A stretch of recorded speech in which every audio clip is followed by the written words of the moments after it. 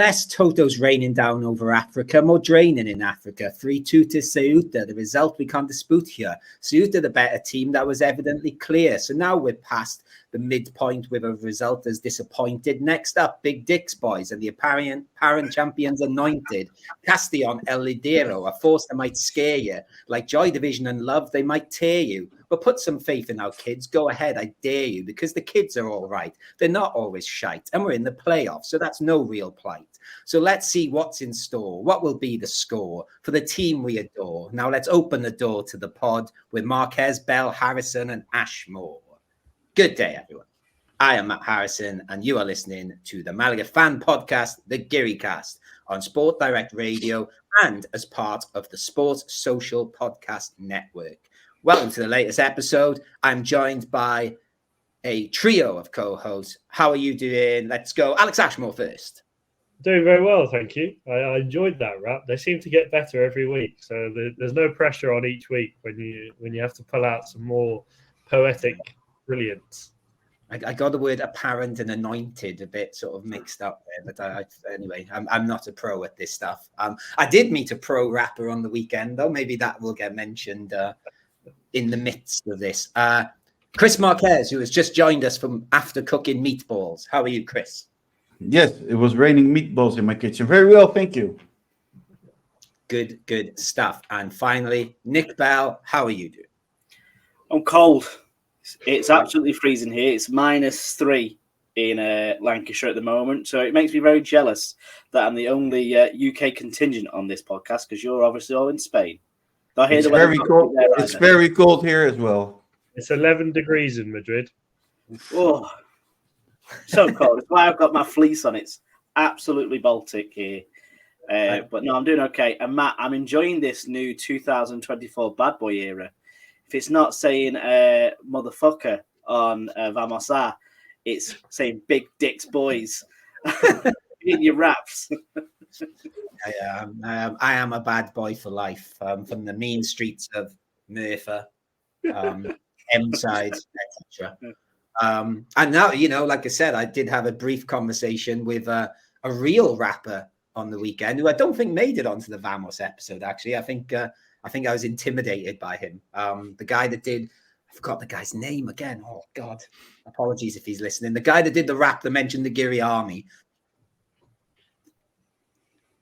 Yeah, great song, by the way. Nice video. I was kind of hoping someone would go, "Oh yeah, that's his name." No, we just wanted you to struggle. Okay, well, I've struggled. Thank you for that. Yeah, you're welcome. Speaking of struggles, the big headline at Malaga this week is the continuing. Well, I don't know. It might be finished now. I can't keep up with it all. The continuing Altani v Blue Bay case. We could spend a long time talking about it here, but first of all, may I point you in the direction of our YouTube channel, which you can find at GearyCast, I'm guessing, on YouTube. I should know the name of that. GearyCast Malaga, I think, is the full name. If you search GearyCast, it will come up. There is an emergency pod yesterday, very well put together by Nick and Alex in presenting it, but Chris Marquez in the background digging up all the research on it. Very informative chaps. It's 15 minutes, so it's not too long. I watched it earlier today to try and get my head around it. I'm still struggling a little bit, but that's more on me than you guys. It's in English.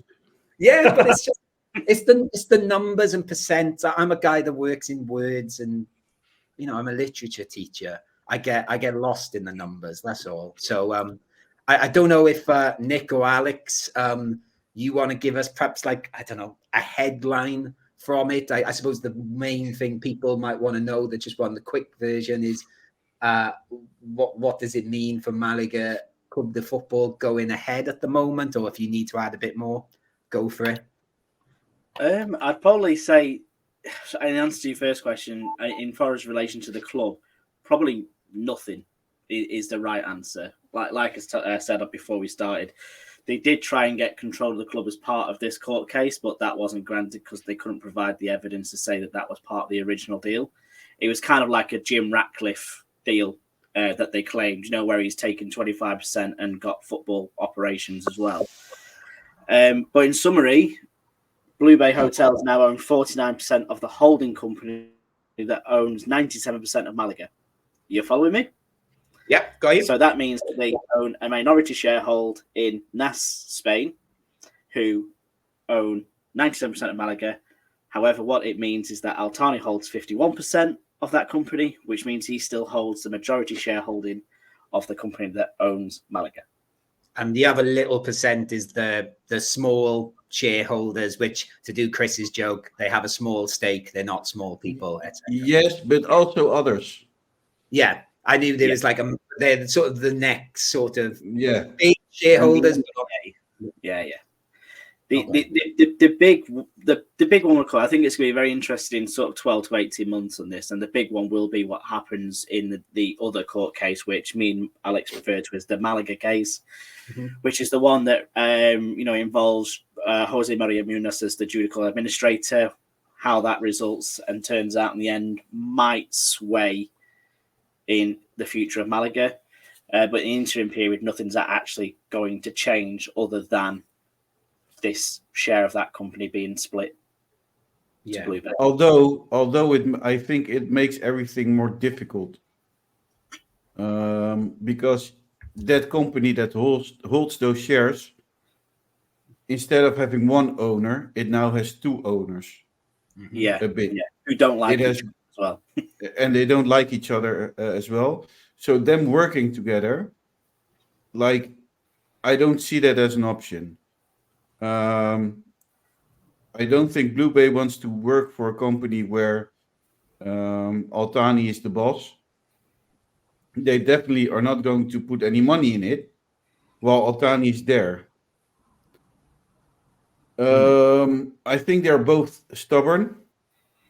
But I also ask myself, like, was Altani able all this time to sell off his shares? Because he had a full company officially till Friday.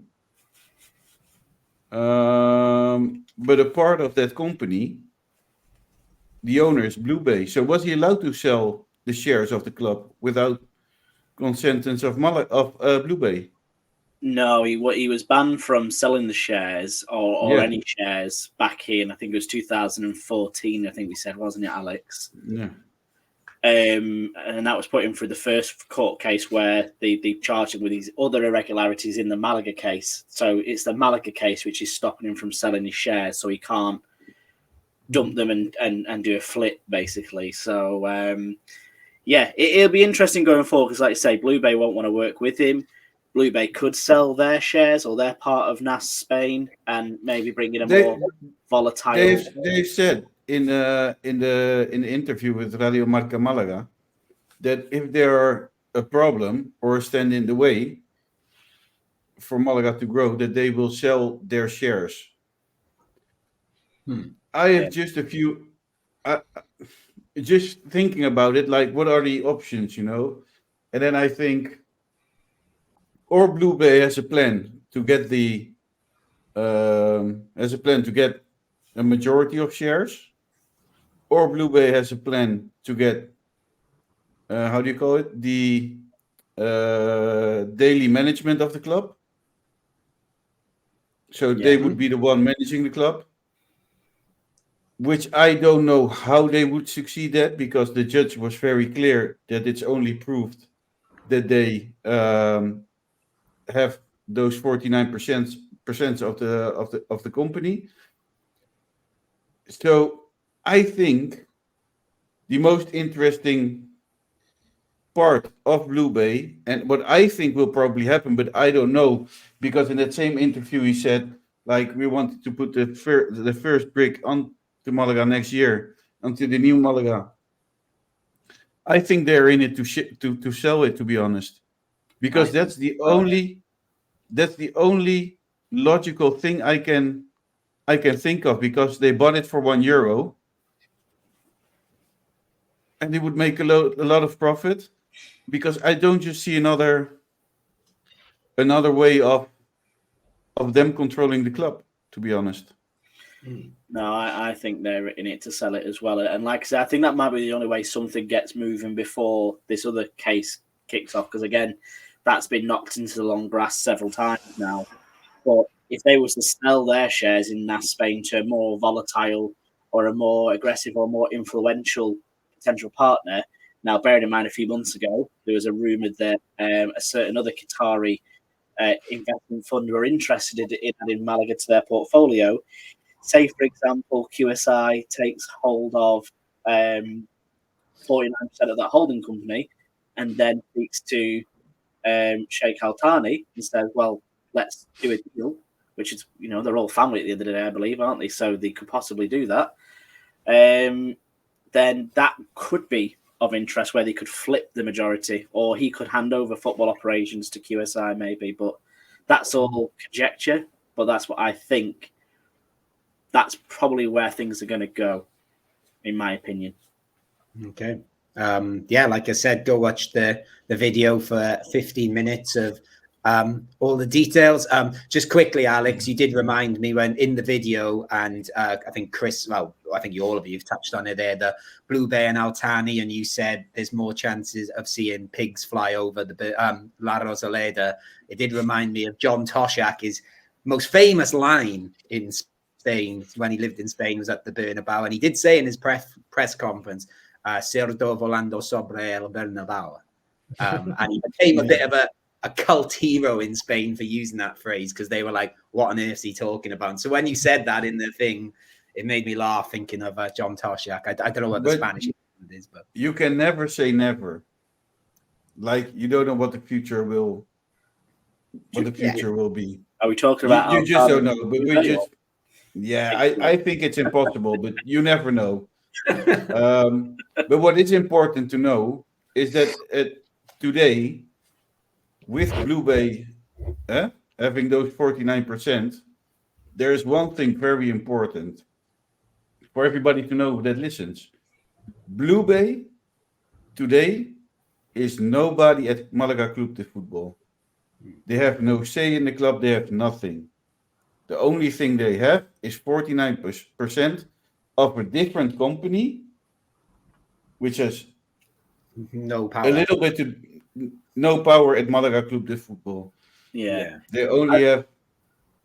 I suppose it's a question that I'll take away and go and find out myself. But obviously, Jose Maria Munoz is the person who's controlling the other 51% currently, technically.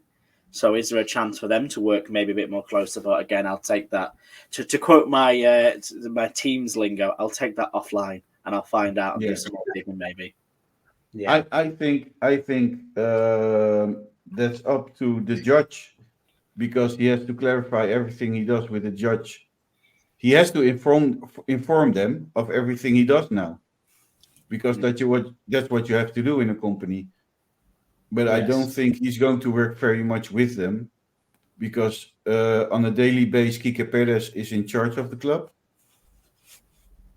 and they won't have a say in the club. Right. Okay. So there's obviously the big business at the top of Malaga Club de Football, and behind the scenes and in the offices and in the courts, etc. Of course, we're recording this in the middle of the transfer window, the winter transfer window. It's gone a bit quiet, which is, I think we could talk about being concerning. And let's go through some things which have been brought up. In the summer, we're all a little bit surprised to learn that Brescia tried to buy Roberto before we realized how magnificent he was going to be this season. A Cypriot team, Paphos, has apparently put 2 bids in for him. Nick, do you think there's any chance we could sell him? Please tell me no. No.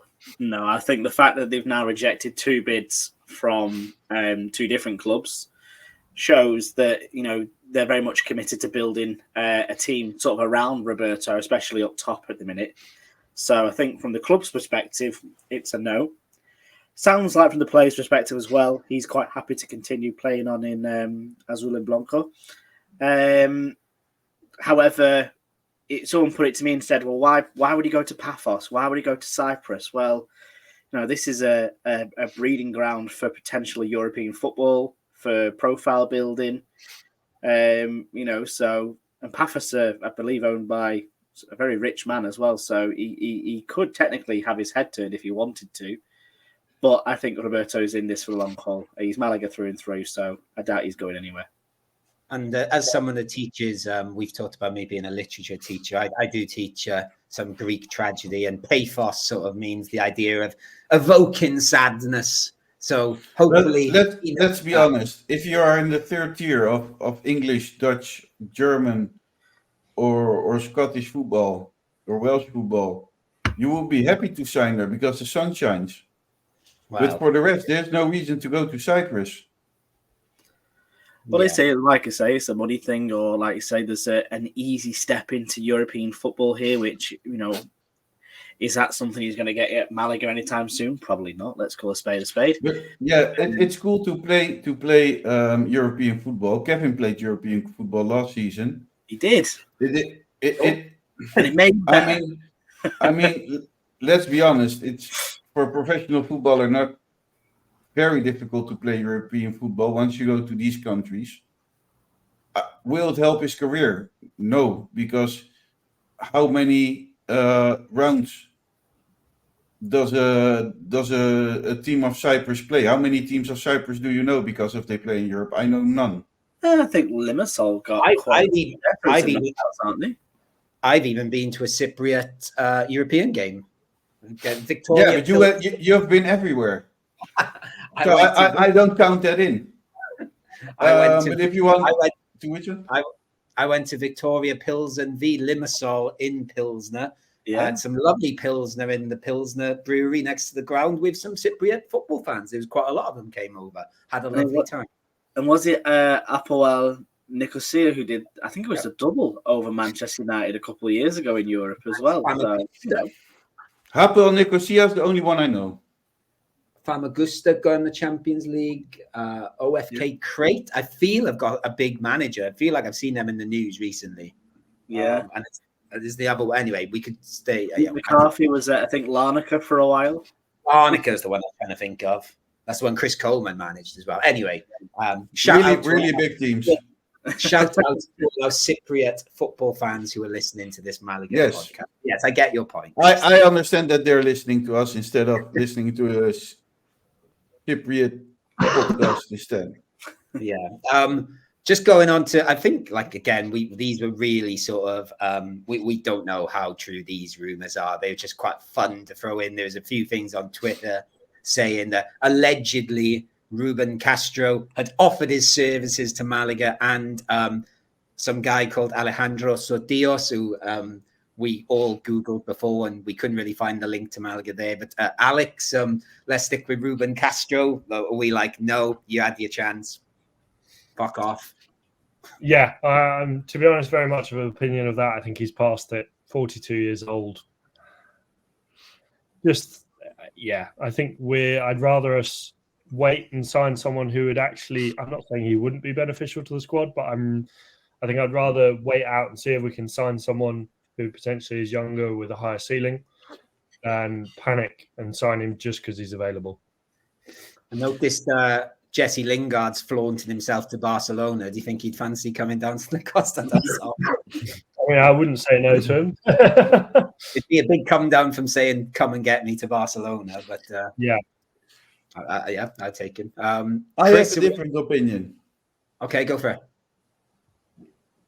I would say sign him at the minimum wage for what's left of the season. Not because we need him, but because you can build a future on Ruben Castro as a youth coach, like or a man that works with the strikers. Because if you have a man in your club with the goals Ruben Castro made and the experience he has, I think you have a very good person in your club. So with the eye on the future, I would sign him. Okay. No, to be honest with you, if he signed on the 31st of January, I would have no problem with that. A bit like you said, though, as long as it was on a pay package, which is good for Malaga, which would probably be the minimum wage. Nick, any strong views? Well, to be fair, Chris has swayed me a little bit there with his argument. My first opinion was fuck him. He very much rejected us in the summer. offered himself to, several Segunda teams, and he's kind of come back with his tail between his leg and his hat out. But I do see what Chris says as quite a logical thought process, which is, it's a bit more refreshing from the dildo talk, if I'm honest with you. But well, should we leave that? Because there was an opportunity to bring up there was, yeah. But I don't know if it's too complex a story. Alex will tell us about it. Alex. No. Alex. I'm British. I can't do those sort of things. Well, just to finish on the Ruben Castro front, to me, the fact of the matter is that it's a very quiet window at the minute for Malaga. And if we were listening to Lorraine at the back end of November, start of December, the promises were that there would be movement and they'd be looking for the players, and they were lined up already. Let's not forget. That's what he said. We have the targets. We're going to go get them. We've let one striker leave and we've not replaced him. And, in the case of Intercity, we only had one striker available to us. So the good thing about Ruben Castro is obviously not tied to a club, so he's not bound by January transfer windows. So if we do get to the end of the window, we've not got a replacement in up front. Yes, let's revisit that. But in the meantime, Sofian, you there, mate? 10 out of 10 performance. We'll talk about that in a second. Come back to the mainland. Come work for us. Why wouldn't you go and bid for him? I'm not sure. There's a couple of players in that Ceuta team which we can talk about who caught my eye as well. But we saw them play one match. How many matches did you see of Ceuta? Chris, I saw Kevin play one match after the pandemic. I decided he was the best player. Yeah, we saw where that went. Yeah, it's going well. Yeah, how long did it take? Anyway, speaking of young Malaga prospect who's not achieved what we were hoping so far, particularly this season, but he is certainly one of our most gifted footballers, if not our most gifted footballer. We'll finish the news by mentioning the quite surprising news this afternoon that Ramon, as in Ramon Enriquez, people are probably now going, oh, is he back from injury? Not quite, but he is in the preliminary list of players for Spain's Olympic squad for the Paris Olympics. It's a list of 50 players. He's the only one, I believe, that is linked to a injured. Third. Yeah, only didn't one is injured as well. That hasn't played since April. This is a bit mad, this news, isn't it? Yes and no. Okay. Because it's the sub under 21, I believe. Yeah, that plays the Olympics. If it's no, it's usually under 23, and you're allowed 3 over age. Yeah, but he has been part of Spain under 21, I believe. Quite a lot. So he was important there. I think he is a great footballer with great potential, and I think he can bring Spain a lot. The only thing that surprised me is because he's injured, not so much because he plays in third tier. Oh no, that's what I meant. I'm one of his biggest fans. Yeah. I'm not questioning his quality, but it seems the fact that news is coming out in January seems odd in the first place. And like I said, it's a list of 50 players, so half of those players are going to disappear. And let's be honest with you, I imagine Ramon would disappear unless something changes drastically on the pitch for him. Well, he needs to get on the pitch in the first place. It's probably a bit of a boost for him, though. It's definitely a confidence boost that he's in the sort of national team's fort, at least. The question is, when does he have to prove himself with the national team? I guess we don't know. Usually the squads are like any tournament. I guess the Olympics is a little earlier, I think. So I'm guessing April, maybe May. So he still has time. I think he's a few weeks from playing. Well, we said that a few weeks ago, to be fair. Yeah. We've said that since, I think we've been saying it for ages, but it'd be weird. I think I put the the gif of Ian Wright when he sees his old school teacher who he thought he was dead. So I was like, when Ramon turns out for Spain in the Olympics after not playing for Malaga all season, like, what the fuck? But fair play to him. But I think, to be fair, it's a bit of a non-story. He's not going to the Olympics. Sure. Is that the footballer that his teacher starts talking and he starts crying? Is that the that's video? fine, yeah. Oh, it's beautiful. Because he Really thinks he love the was video. And he's like, I thought you were dead, and he's like, no, I'm not. I Good, thought Ian. Tina Wright. Turner was dead, and she now is dead. Yeah. So that's and also that teacher is dead now. I do know that. So sorry to sadden that bit of the story. Anyway, but it was a really beautiful football video. I mean, really beautiful. It's one of the most beautiful videos I've seen of footballers. I think most people, well, I hope most people listening would agree that Ian Wright is one of the most beautiful men this country has produced, or Britain has produced. He's a great guy. I don't know. He's amazing. You know, on the pitch he was a bit of a rascal, but I think every football fan in the UK, I think even not Arsenal, Tottenham fans might even like Ian Wright a bit. I know they do, actually. We can ask Luke maybe, but I certainly know Tottenham fans that, Ian Wright is a legend. Anyway, good podcast he does as well. The Righty's House. He does a lot of podcasting. He's very good on that. But we'll stick with our podcast, which is about Malaga Club de Football, and going from Ian Wright to us getting the wrong result out in Ceuta.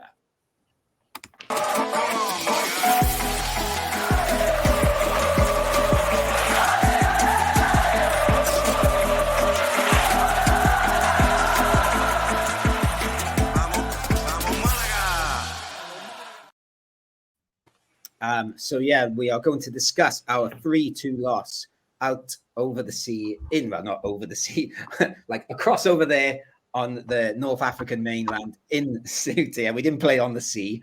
That'd be quite a game, though, like that Nike tournament. First of all, like I think Nick touched upon already, go and listen to Vamos a Estadio Alfonso Marube. I have to remember the actual stadium then, which was out yesterday. We did two very different bits of content yesterday. We had the really sort of serious talk of the club being bought, and then you had me in a nightclub with some Ceuta fans and all sorts. Quite a cast of people appeared. I even heard you say "puta Ceuta" to the guy, the capo. I can't believe I did that. He did. It was sort of a funny joke. I did have a smile on my face when I did that. He knew we were fine. But I did. I don't know. I would close my windows tonight if I were you. No, me and I've got the guy. Me and him are mates. We were in the Ceuta media together on that photo. It's me and him in the middle of it, which I still don't really understand what was going on that night. There was quite a lot of weird stuff happening. Met the guy that played the violin at the game, and I was like, there's a guy playing the violin at the game. It was all very strange, but a fun trip, my favorite trip of the season, despite the result.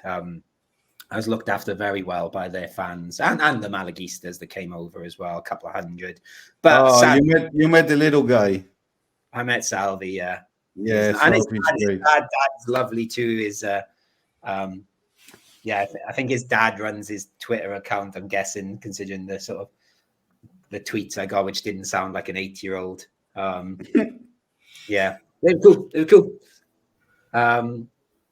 Anyway, I had a fun time off the pitch, but sadly on this podcast, we're focusing what happened on the pitch. So again, as usual, we talk about the starting 11. We knew Kevin was injured. We talked last week who would come in, so it seemed like Antonito was the sort of taking his place. Izan was starting again. He played a lot of games recently.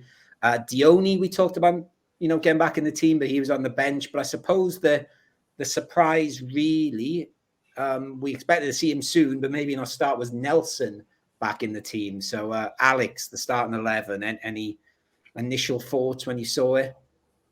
No, I mean, I think, having Nelson back initially, I was like, this is good news, but we'll talk more about it later on. Perhaps not, maybe a bit of a rush. Dione on the bench, I think is the right decision, although for the next game, maybe I'll say something different, as we'll mention again. But yeah, I was a little bit surprised that maybe Maloney or Aaron Ochoa Maloney, just for you, Nick, wasn't starting. I would have maybe put him in instead of Ethan Merino But yeah, other than that, I don't think it was too surprising. No, it's obviously we've got quite a lot of injuries. And we should say as well, Pellicer maybe did hint at Nelson coming back. He had said in the press the week before that he'd never seen a player recover from surgery so quickly and said he's like an animal. Chris, any sort of thoughts on the team, like when it came out and maybe looking back in hindsight now? Yes, I do. I don't understand why the F. I won't say the full word. I'm a different person now. You're now the new Chris, and I'm the new Matt. How the F. Musa didn't play? Yeah, I find that ridiculous. If you play such a good match against Real Sociedad, you should be awarded for that. You cannot bench a player after such a good match. Yeah, and doesn't make any sense. Not at all.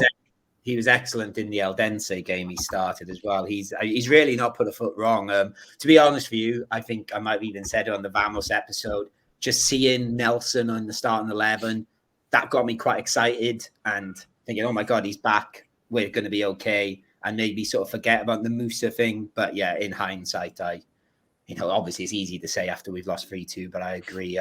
Would you agree with that analysis, Nick? Yeah, it was too quick for Nelson Monte, in my opinion. It's obviously nice to see him back, but he needs to be rehabilitated. He's not played football since November, and just chucking him at the deep end against, a team that, like to run at you by the looks of things, like you say, in hindsight, is probably not the right decision and a curious decision by Sergio Pellicer, considering that he had Einar on the bench and Musa, who played so well against Real Sociedad. Antonito, again, out on the left-hand side for Kevin. Kevin being, a loss out there. But, when you've got Dione on the bench, yes, he's missed a game or two through suspension, but he's still match fit. He's still ready for it. So why would you play a young lad out of position instead of bringing your striker back in? Again, you're not bringing, and that's what, you're not bringing a lot of confidence into the other players, to the players in the team, right? Like a Musa, who 2 matches already played fantastic, no mistakes. Like, he really dominated the center of the half and the center back position against Real Sociedad, and then you put Monte in, who comes from a injury. What does that tell you as a player? It does say, oh, Monte's back. He has to play. If he's good or not, he has to play because he's. I would be very angry if I was Musa, to be honest.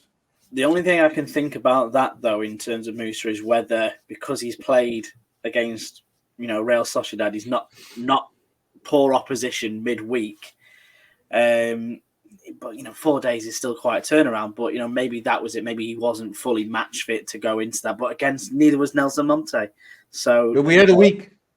A weird decision. We played Real Sociedad on Sunday. Sorry, beg my pardon. Yeah, I thought it was on the Wednesday night for some strange reason. No problem. Yeah. Yes, no, I agree. Strange decision.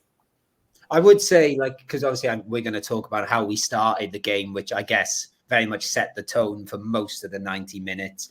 I would say that, obviously Nelson Monte's been impeccable all season. So I don't know, it's easy to see now that he wasn't up for it this game or wasn't fit enough. Murillo obviously had a bad game against Intercity, but it'd be a bit harsh to drop him after that one bad game. Now I think different. He's had 2 bad games in a row. But Matt, certainly a center. Yeah, he's a kid. I know. Yeah, no. But is Nelson Monte better than the Musa we saw the last 2 weeks? Do you know what? That is the question. I think that if you go out with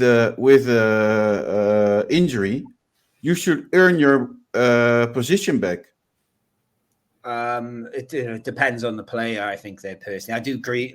He's obviously been brought back too soon. The thing that stood out for me with Musa, and I remember thinking this in the stadium at the time, when things were even going bad, or maybe it was after the game, I thought that him and Monte would complement each other really, really well, actually, because Nelson is a bit more of a traditional centre back, a good footballer as well, but doesn't have the pace. And Musa, like you said, Chris, he dominated that centre back position against Real Sociedad, but he was taking us up the pitch too. He was just sort of running freely, and especially like Nick said, this team, especially this Ceuta team, which wanted to run at us. If we could have got a ball, we got a bit of joy counter-attacking at times. Musa would have been perfect for that. So it may sound strange, but I saw a little NDIA in him with when he came up from the center back position with his long rushes onto the pitch,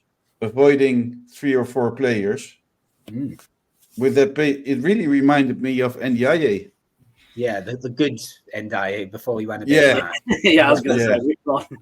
I don't think he's Paiser's man, and that's what I say about, bearing in mind this is someone who was potentially out the door in the summer.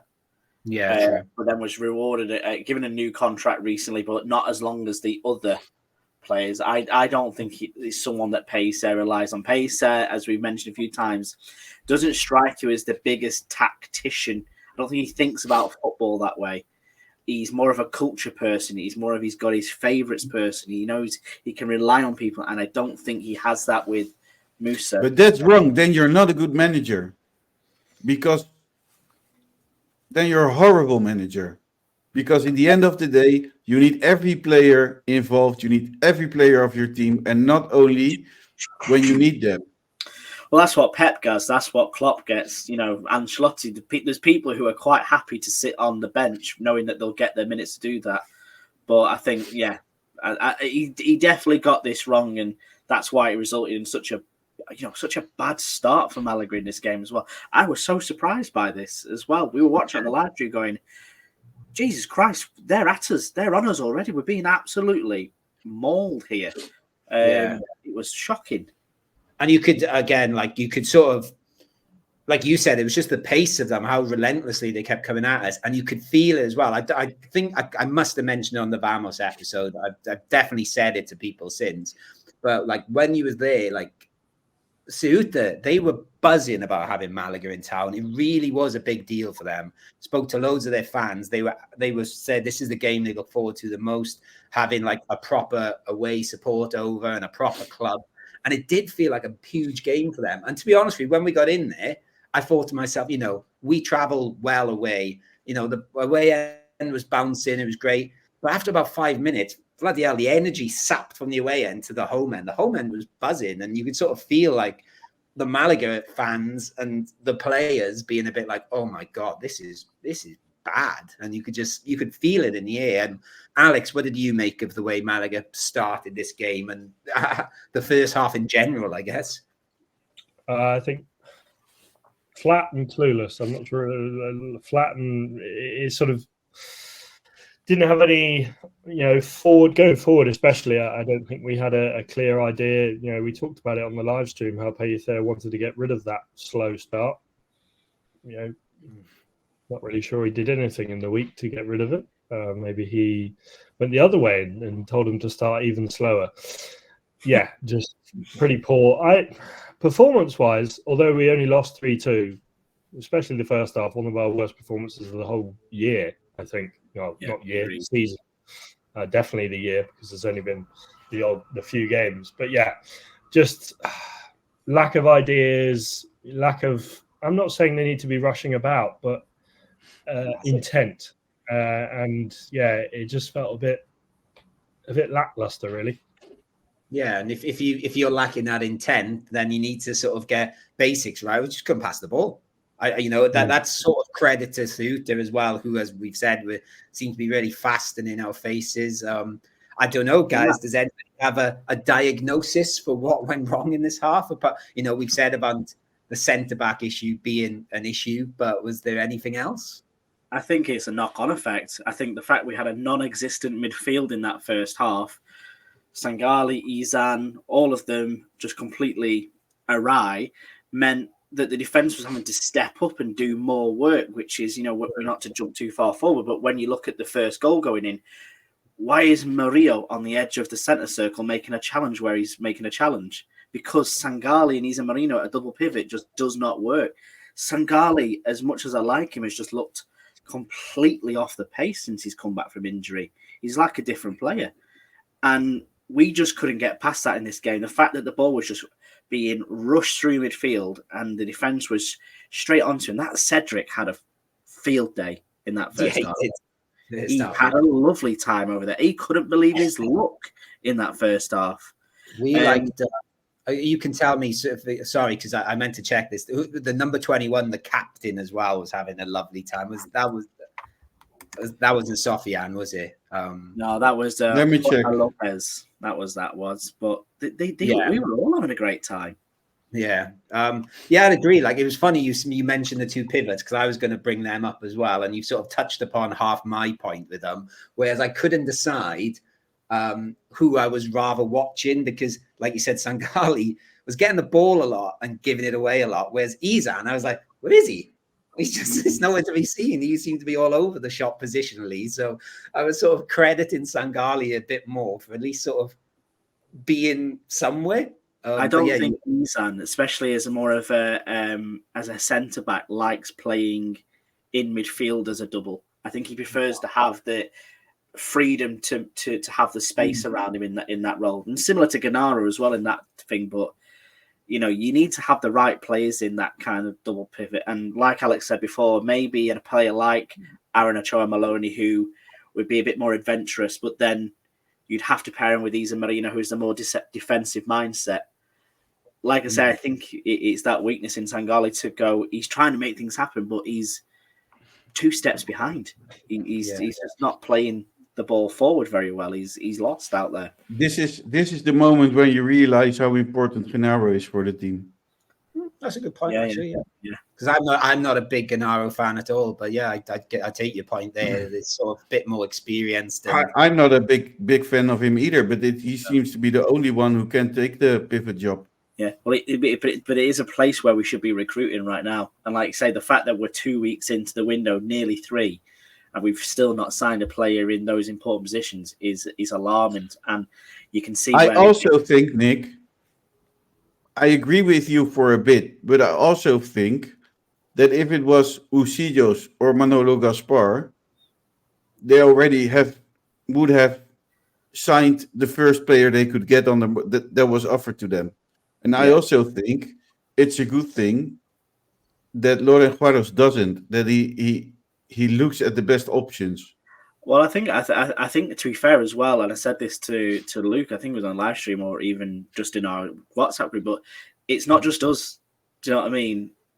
Castellon haven't strengthened. Ibiza haven't strengthened.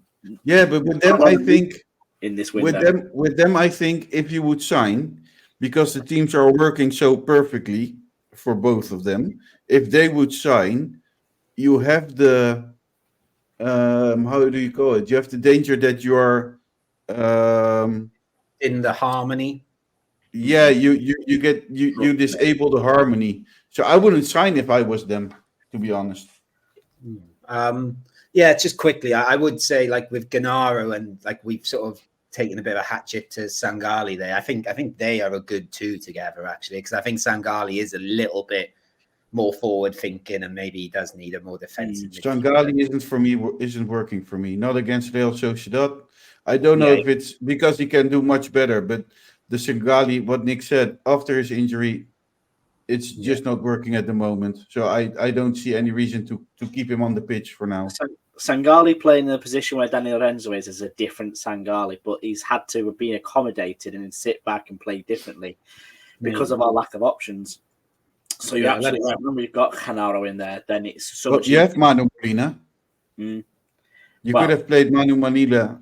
We should have played Manu Molina from the start because he is a baller. That's why. But I think even going into the concerns about our defense, Matt, it's the Ceuta goal was just a horror show of all these bad things we're talking about coming at once. It was like being hit by a train in that respect. Well, to be honest with you, Murillo's tackle was a bit like being hit by a train as well. I actually in the ground first time I saw it, I thought, oh, he could go here. Like, again, I only saw it from not the best angle. But he absolutely smashed him.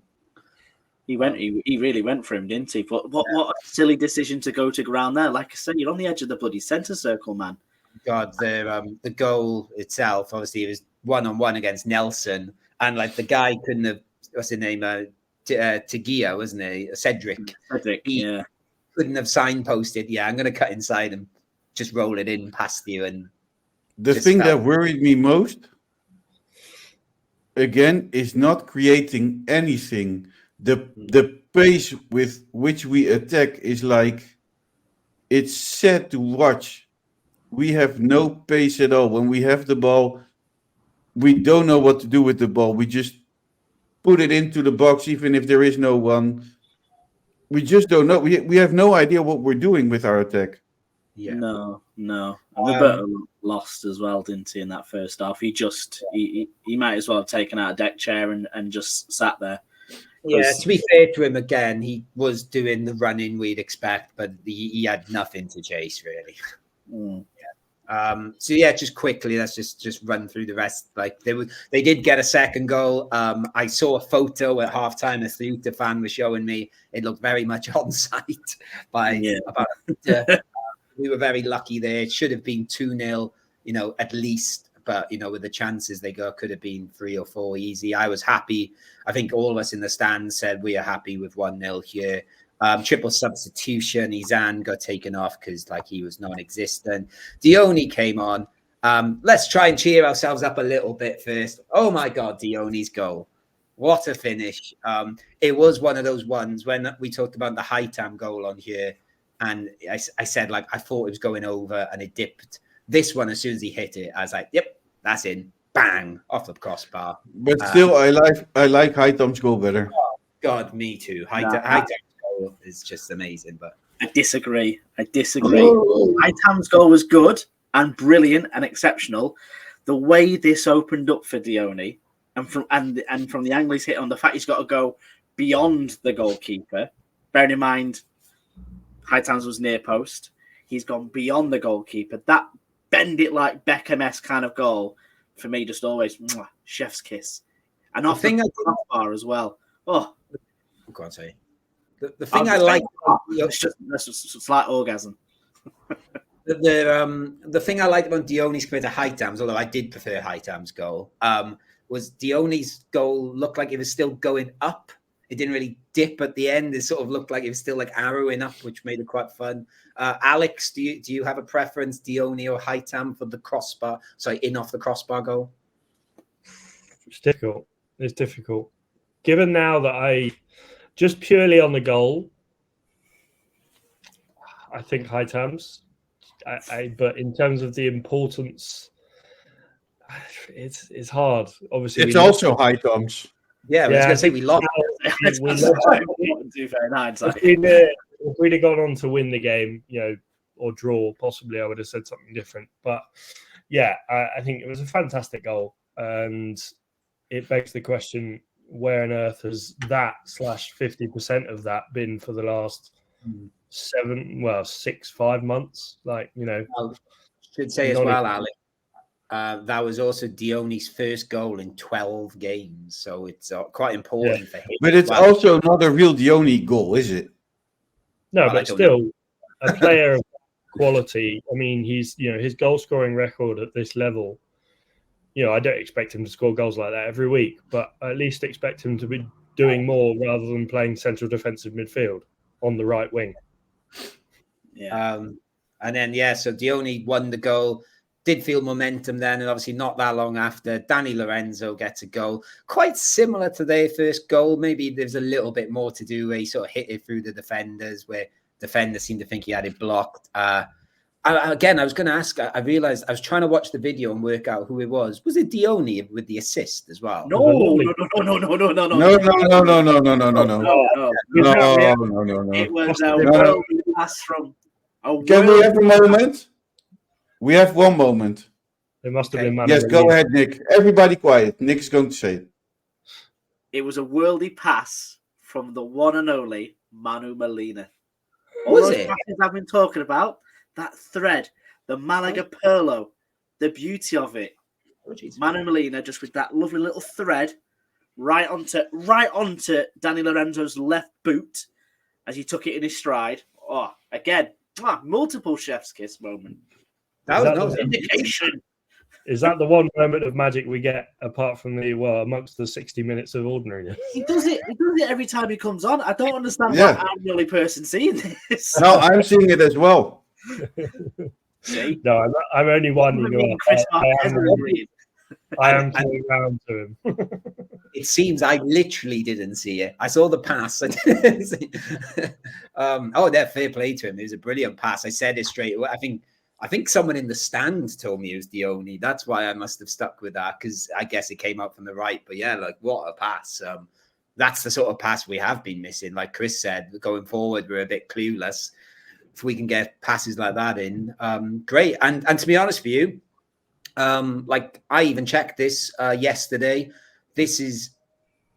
All season, there's not been a single time where we've been in the lead and then lost the game. There's a few times teams have come back and equalized.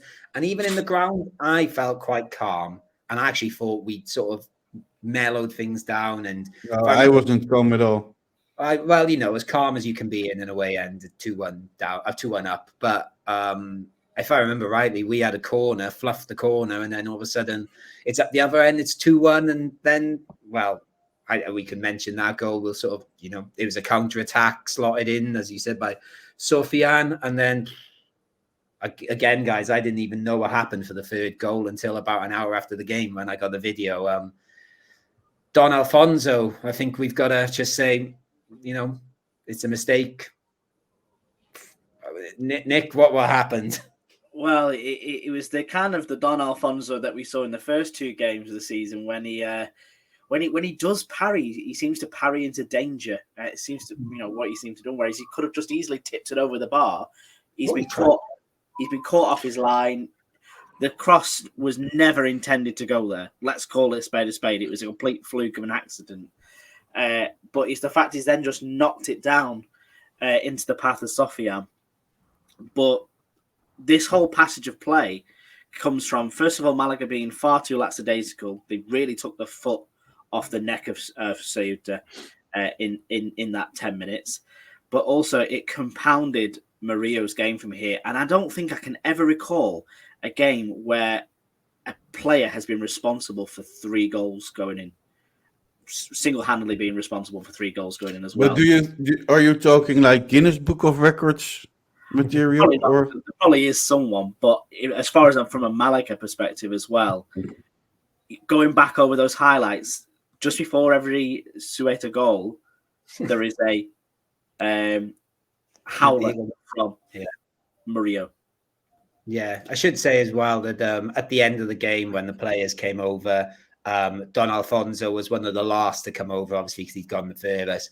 And the away end sung his name as he walked off the pitch. So it was. But I mean, he can have a bad day. The way I see it, I don't see it as a mistake of him, because it was a very difficult ball. Yeah. And maybe he couldn't tip it over, because as a goalkeeper, that as soon as you have to reach very far, you don't have the power in your arm to tip it over. So I think he made the wise decision to not tip it into his home goal, because that would be even worse mistake from him. Yeah. But he tried to keep it out and see what happens. Well, those things happen. I don't really think it was a big mistake. No, but to be fair, that's where you're relying on your centre backs as well to be reacting quick to that kind of danger. And Murillo was just rooted. He was just rooted. Sofiane just ran past him and just knocked it in. Like I say, he had a yard on him as well. Yeah, just walked it in, didn't he? It's just sort of hit him. Yeah. So again, I've just bad luck. I thought we sort of threw a bit at them towards the end. I don't know how many crosses Victor Garcia was trying to get in there. Bless him, he did not stop running. It just wasn't happening for him. I did feel a bit bad for him. He was fishing deep as well, wasn't he? Every single cross of his was going to like the 18-yard lot beyond, and Hopkins was trying to do all the running to pick it up again.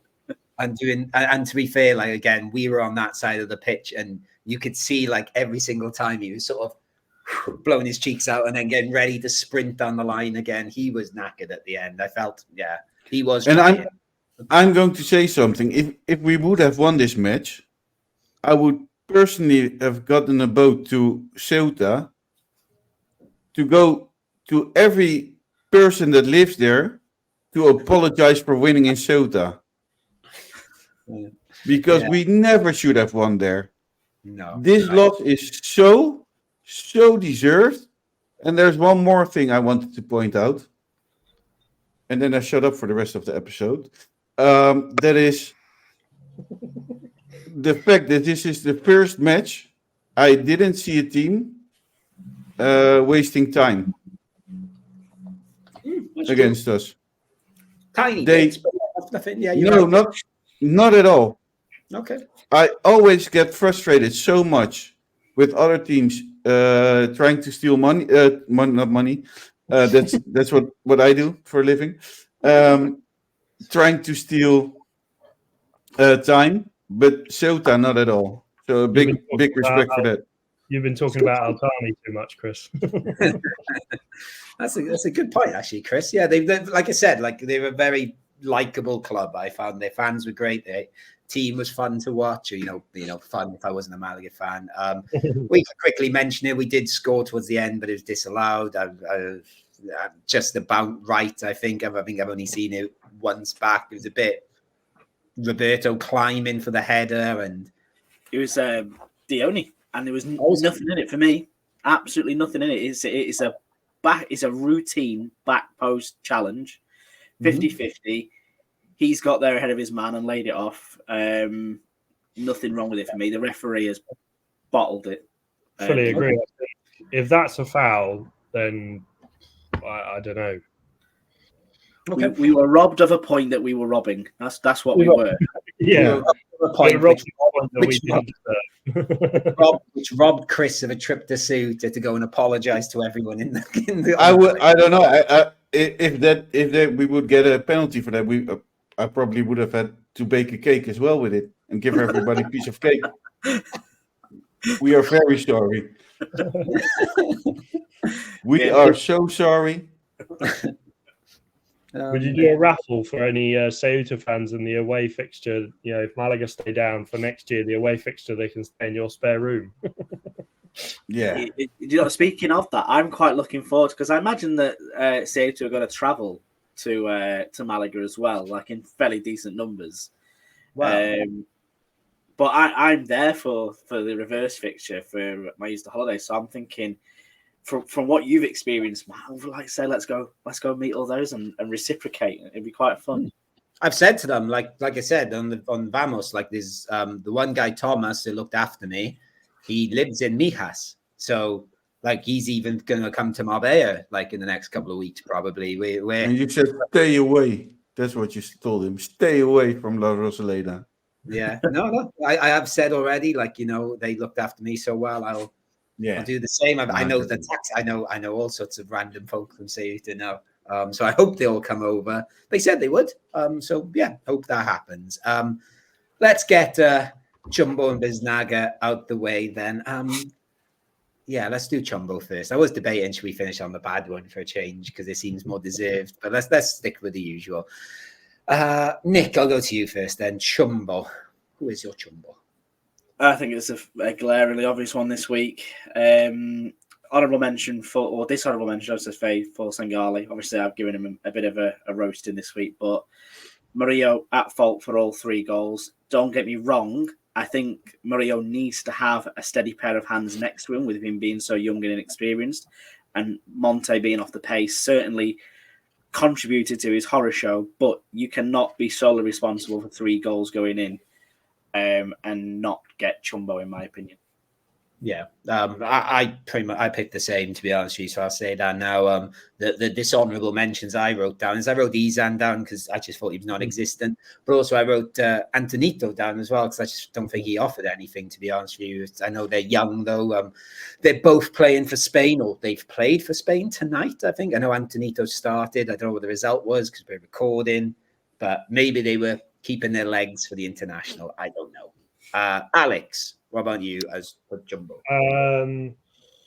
dishonourable mention to Joaquin and Victor Garcia. I thought defensively they were quite poor. Not up to their usual standards. And Ethan Merino, didn't see him at all. Sangali was pretty awful.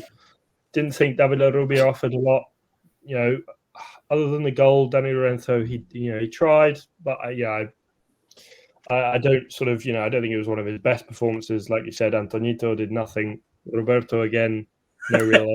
Dishonor on everybody here, isn't it? Dishonor on you, dishonor on your family, dishonor on your cow.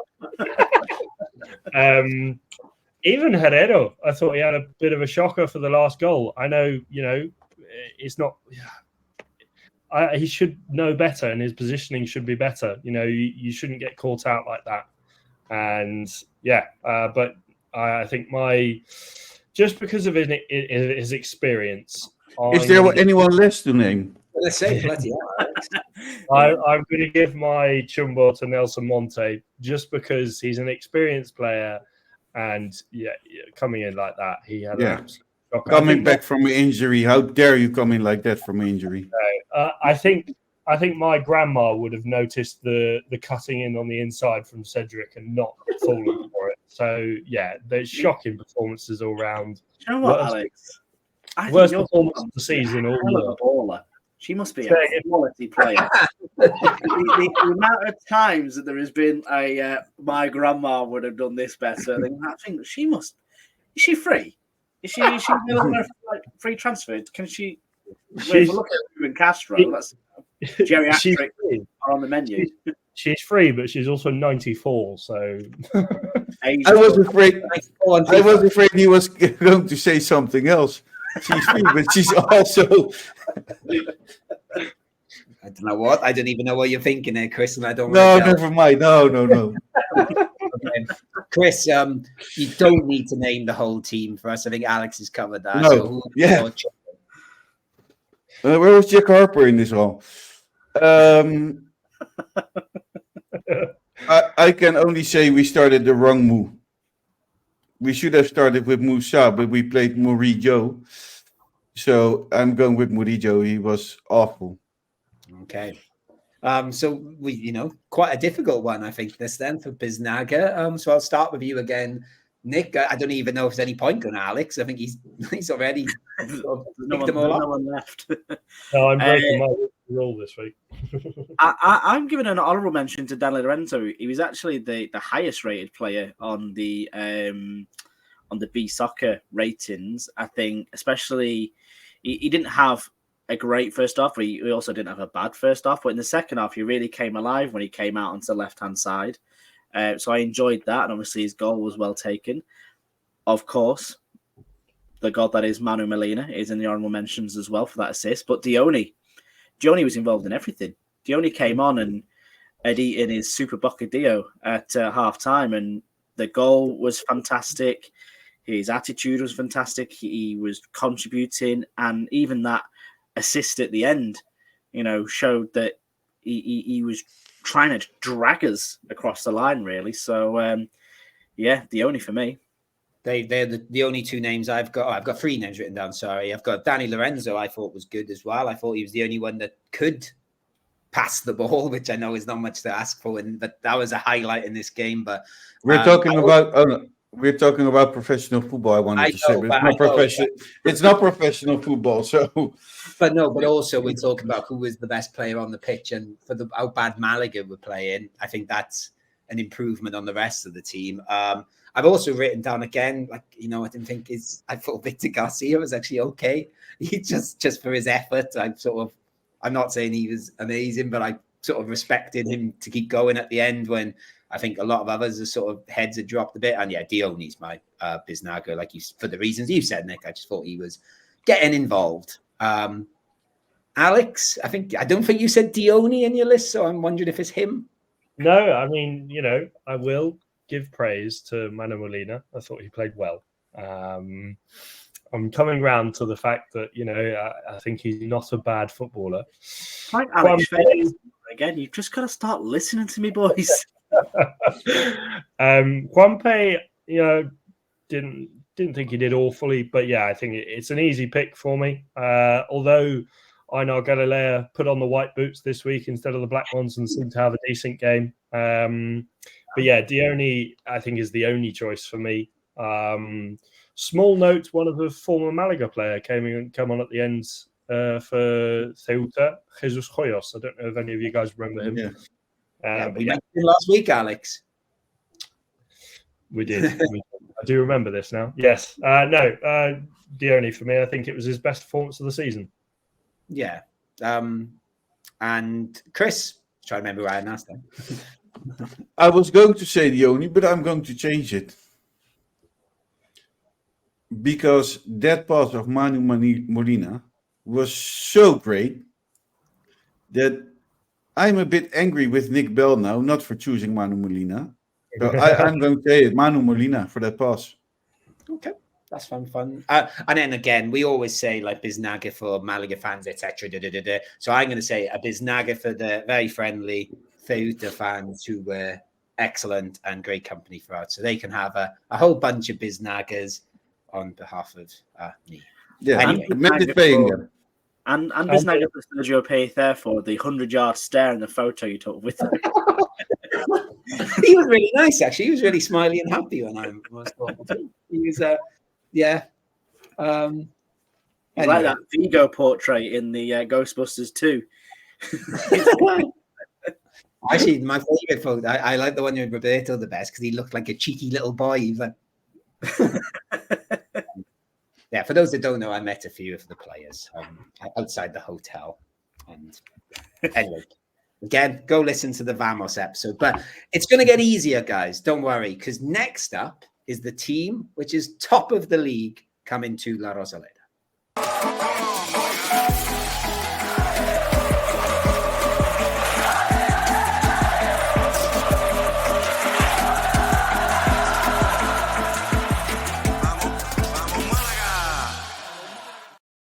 So as we said in the intro, Dick awaits us in the next game as Malaga take on Dick Schroeder's tabletop in Castellon, a formidable opponent. They've been impressive all year. Of course, we played them at the start of the season away. They were our first game of the season. We lost 2-1, but we did go toe-to-toe with them, to be fair. Just before we talk about Castellon, that does, like, I know you guys did a mid-season review, but I suppose now we're officially over the midpoint. We are fourth in the league. Does that feel about right? Do you feel that's above where we should be, below? To be honest, if you'd asked me, well, I think, when we did that poll before the season started, I predicted us to finish around 12th, 13th. So we're doing better than I expected. And quality-wise, recently, fourth is probably a bit of a nice position. It's above where we should probably be, but I'll take it. Yeah, I think it's probably a little bit above just from that November we had and the last two games. What about you, Chris? Because I know you've still not been fully convinced by this Malaga team all season, really.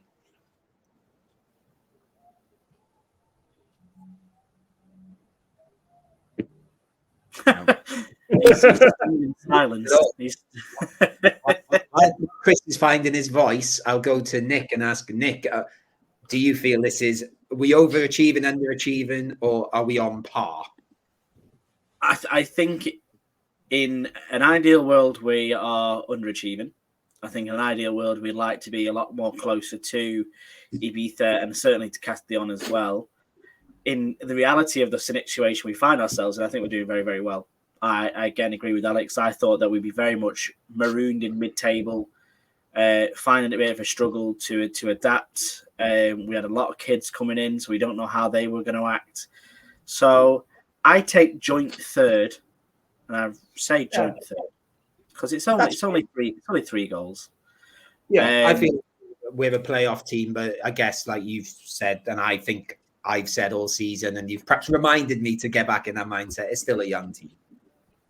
Yeah, exactly, and the league is very much starting to separate now as well. You've kind of got Castellon and Ibiza sort of running away with it, but let's not forget whoever finishes second gets dumped into the playoffs anyway. So It's great that you are 2 points behind top spot, but if you finish second best, you know better than finishing in fourth.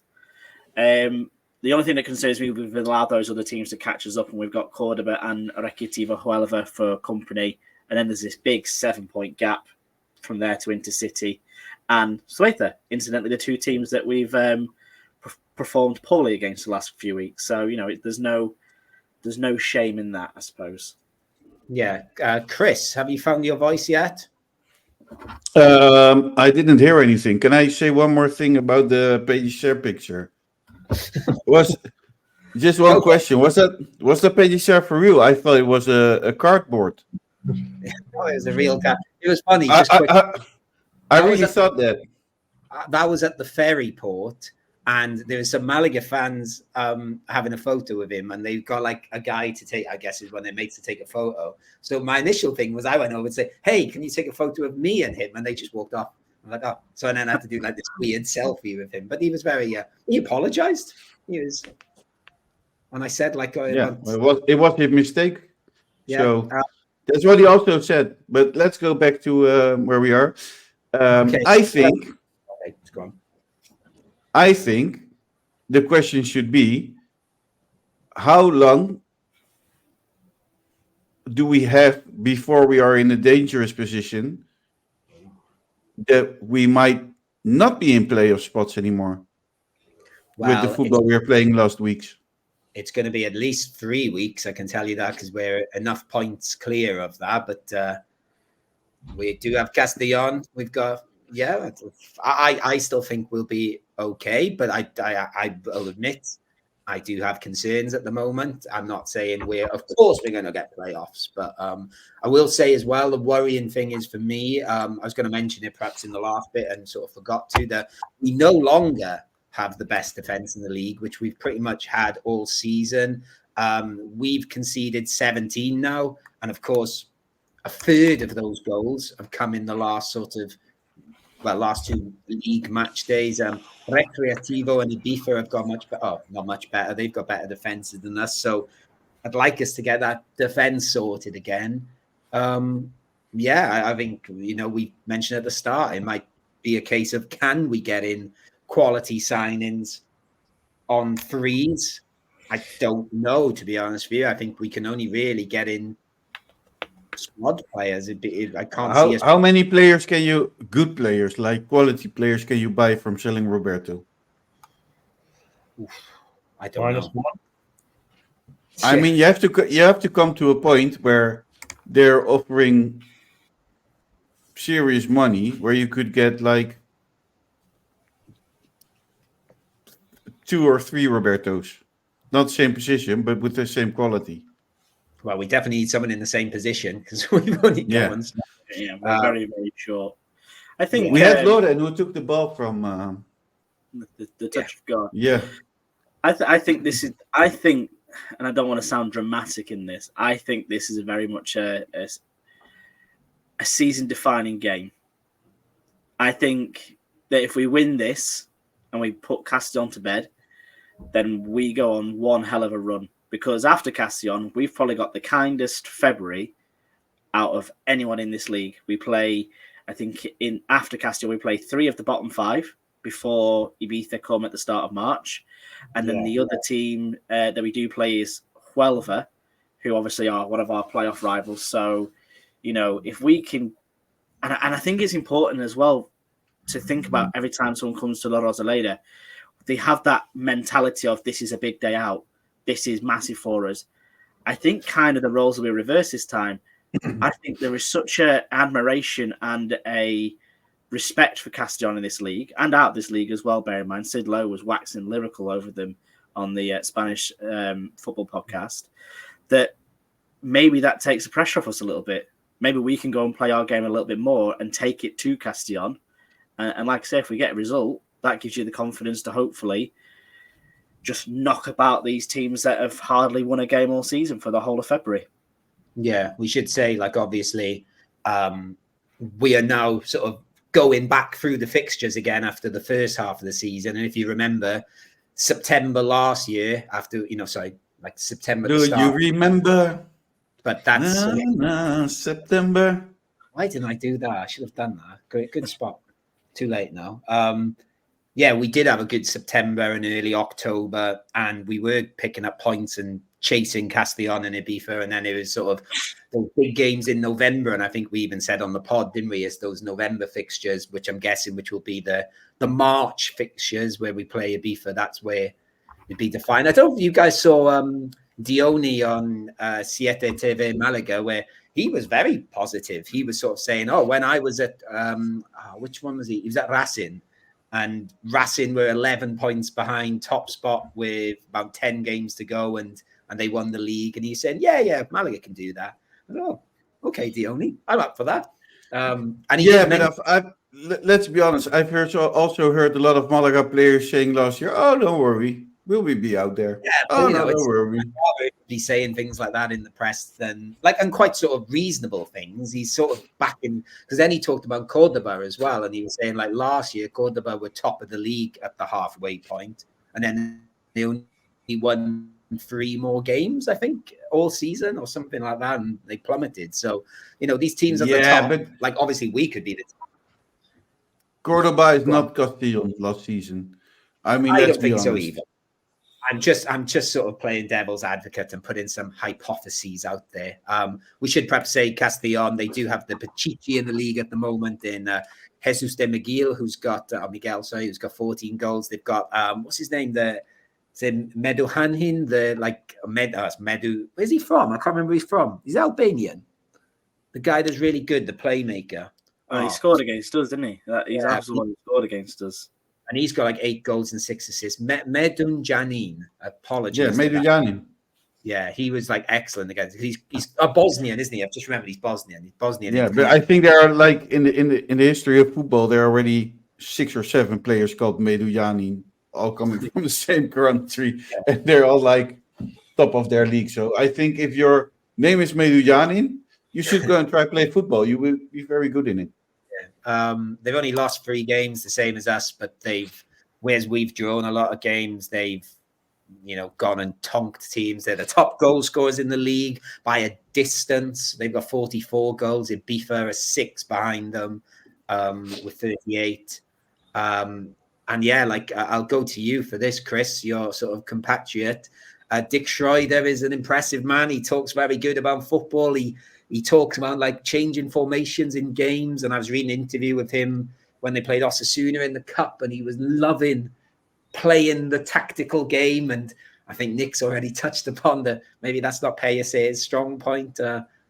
Dick Schroeder, Chris. You will ask yourself who is the smartest of the two in terms of football? Is that Alfred, his brother, or is that Dick Schroeder? Alfred is the most important one. But I think Alfred always got to work with the big players. And I think it's easier than what Alfred Schroeder does, because he is a very wise man. He understands football he really understands football. And I doubt that with his brother sometimes. Okay. Alex, do you want to say things about Castellon to scare us some more? To be honest, I think, alluding to your point earlier, I think it was you that made it, or was it Nick, about the, taking the pressure off, because we're, obviously Castellon, they're top of the league. They wanted to keep this run going.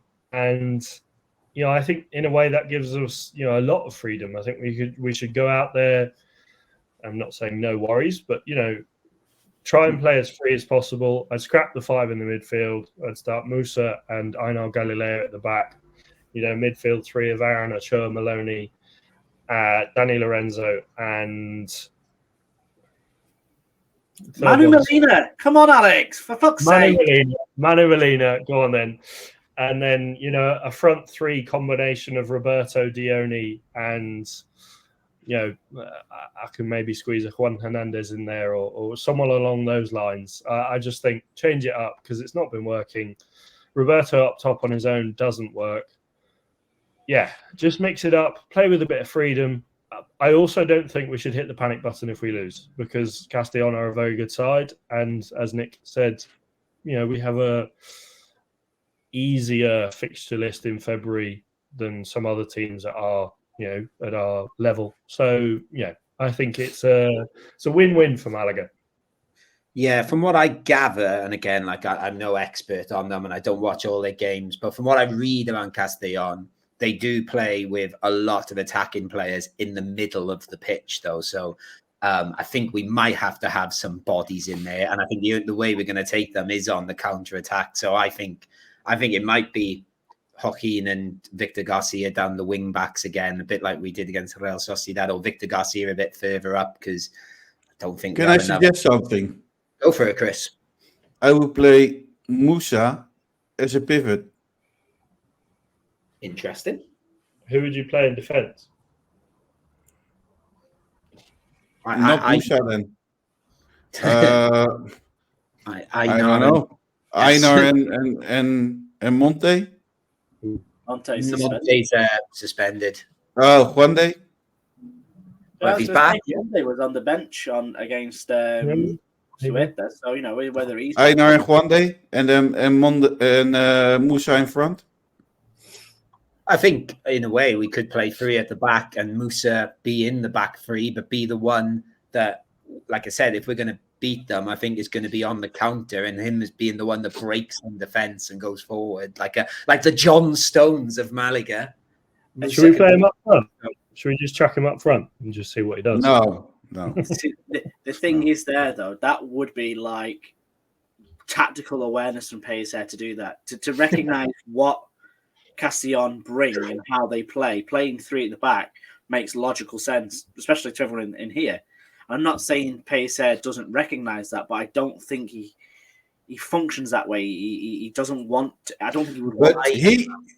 I don't really care what Pellicer thinks. What he should do is what works and not what he thinks. Because what he thinks, I don't think he has to be more open to other things. On the other side, Alex, please don't play Musa forward, because I always think with Musa that he's good in getting up front, but he's not very creative. So he should run up front and then give the ball to the first person he sees. Yeah, I really don't think we should play him up front. It was more of a sort of joke. Maybe if we're struggling for a goal at the end, chuck him up top. You never know what will happen. Although I think he would be a greater center forward than Loren Zuniga, to be honest. But it's a free. It's like Alex said. It's a free hit at the end of the day. We're expected to lose. We're expected to get, if you pardon the pun, dicked in this game. So, by the way, there's next week's podcast title sorted. Can I say something, guys? Because since you all have signed this contract, you are all swearing a lot more. Is that important to do? Because I'm trying to keep it down. I've not sworn much. Yeah. No, you started away, vamos a la with motherfuckers. Yeah, Nick throwing for fuck's sakes in there, dicks in there. You guys got me. No, it's like I said, the Vamos episodes, as I called her in the WhatsApp, they're audio artworks. They're allowed to be a bit more liberal. Yeah, sort of. They're my surrealist paintings. And to be fair, I've just verbalized or turned into a verb, Dick Schroeder. It's to be dicked by Dick Schroeder. Yeah, is what we should be saying. Like you would say, pay a third if we won. Pay said, yeah, exactly. You're about to get pay said. Just quickly, I mentioned one player because I wasn't on when you did the episode before we played Castellon last time. One of the only players in the third division I follow on Instagram, which isn't a Malaga player. Again, I don't know if you remember, listeners, that I did go to Castellon last year to watch Pablo Hernandez play. And in the sort of similar thing with Kevin, when I was a bit like, who the hell is this player? They did have an under-20 Puerto Rican international who was, you just Google him. He's not what he's very, very ginger. Jeremy de Leon. And he was so much fun to watch and actually brilliant. He scored in the game I went to. And he has been playing this year. He didn't play in the game we played at Castellon. And a bit like I said with Take Kubo last time, I sort of want to see him play again, even though I want to beat them. But I noticed he hasn't started the last few games. And so I don't know if he's injured again. But I just want to give him a bit of a shout out because I was so excited by him. I started following him on Instagram. He was just fun. Jeremy De Leon, Puerto Rican under-20 international. I'm not going to follow him. No, I'm not saying, but I'm just saying keep an eye on it. If he scores, No. then you can, for F's sake, Matt Harrison. Yeah, just quickly then, I think we've touched upon sort of, this is a crucial game for us in maybe what our ambitions are for the rest of the season. I'll just ask you, Chris, because I think you're in the know a little bit with this stuff. There's talk on social media of a recibimiento? Is there going to be one? I haven't really checked the group yet recently. Let me check very quick. I have it somewhere here. While you're checking, Alex did sort of say before we press record, we're at home again. Alex did mention that we have the best attended stadium in the third tier. So well done, Malaguistas, for that in both grupos. So that's more than the other big boys, Deportivo and actually, who was second? Did you see, Alex? It didn't. So Malaga just tweeted this out, and since out of the two groups, we've had roughly 190,000 people in La Rosaleda over the games we've had at home, which is fantastic. There must be so many people staying at home with them for Deportivo La Coruña, because didn't they sell 27,000 season tickets? They're still getting 20-odd thousand a week, I think. 19,000-20,000 at least every week. They must be second. They have to be. Just purely judging from every single camera angle I've seen so far in FEF TV, they must be second because they're the only team outside of them and Real Murcia that have got a stadium that can fit more than 17 people in it. So, and just quickly, again, I will add a bracket. Don't take my word for it, sort of thing. But I've noticed in a few WhatsApp groups I'm in now, they're all starting to say that the club have said we're going to play at Los Carmenes against Granada B, but that's not, the club hasn't said that officially yet. So David Picon tweeted that out today, or an hour or so ago. It's confirmed. We're playing at Los Carmenes. I already texted some people for a ticket. Okay, they're hoping for a sort of a bigger away allocation. The whole stadium. You have the whole stadium. Matt. Yeah. Hi. Hello. No. Let's see. No news. Nothing. Okay. I was just curious. So watch this space. Watch the Givy Cast WhatsApp. We didn't do one this season yet, did we?